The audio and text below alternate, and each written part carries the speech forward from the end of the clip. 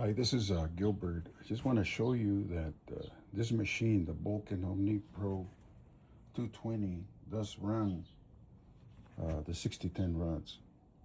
And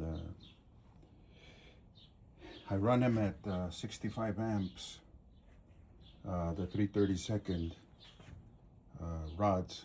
And I'm just going to give you a demonstration. Now, the other thing about this machine is that you can have the MIG gun connected to it and still be able to do the stick.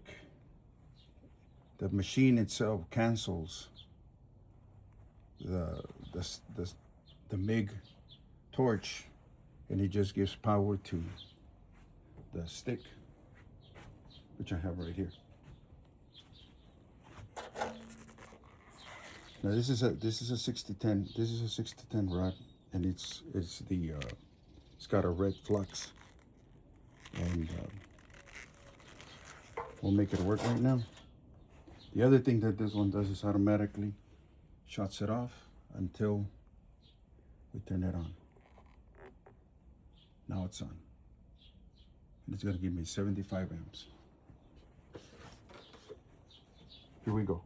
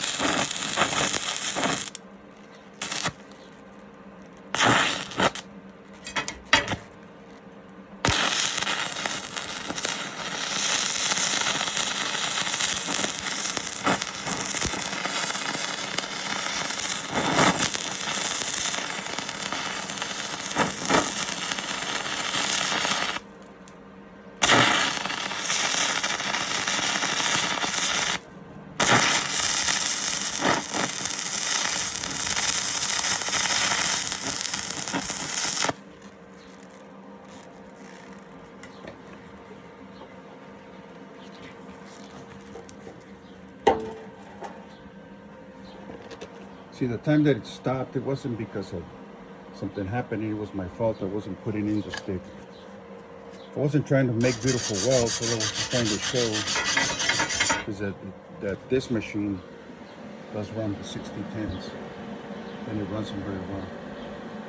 Now, I was reading on the Miller 215 Pros, and they don't run the 6010s. Now,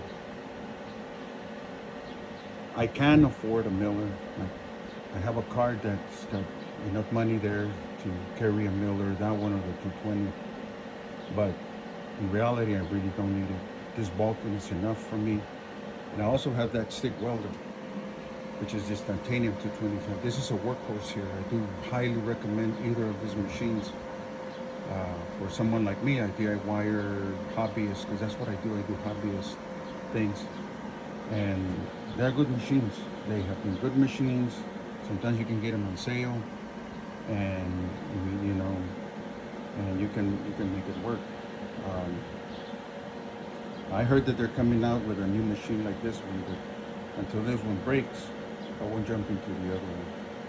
I'm not putting down anybody else. All I'm saying that these machines work just fine for me, for what I do. And if I had to buy them again, I probably would.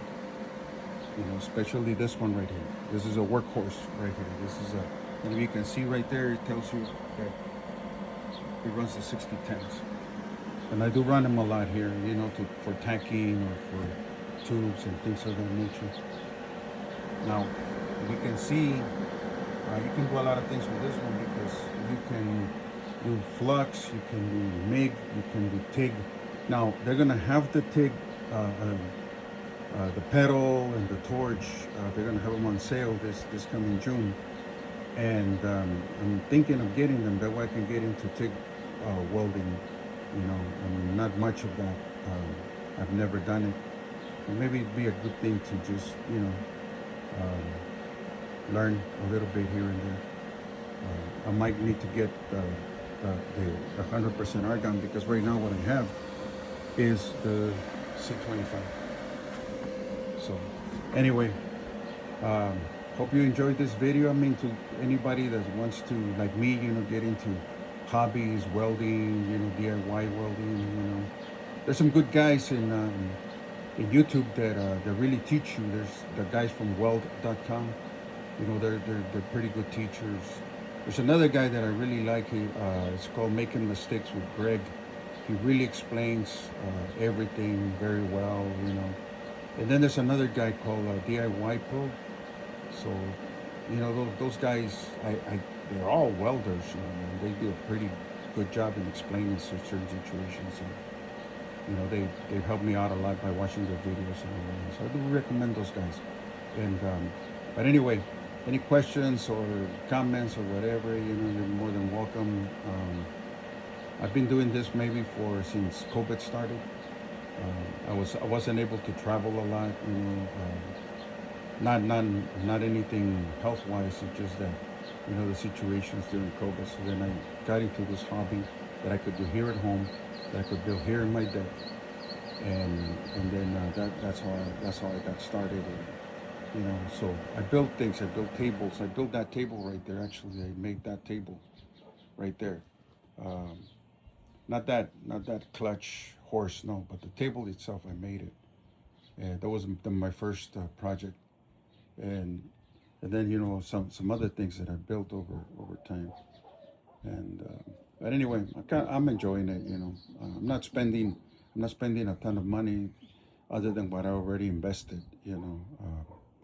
But like I said, if I wanted a better machine, I can get it if I wanted it. But that's not what I want.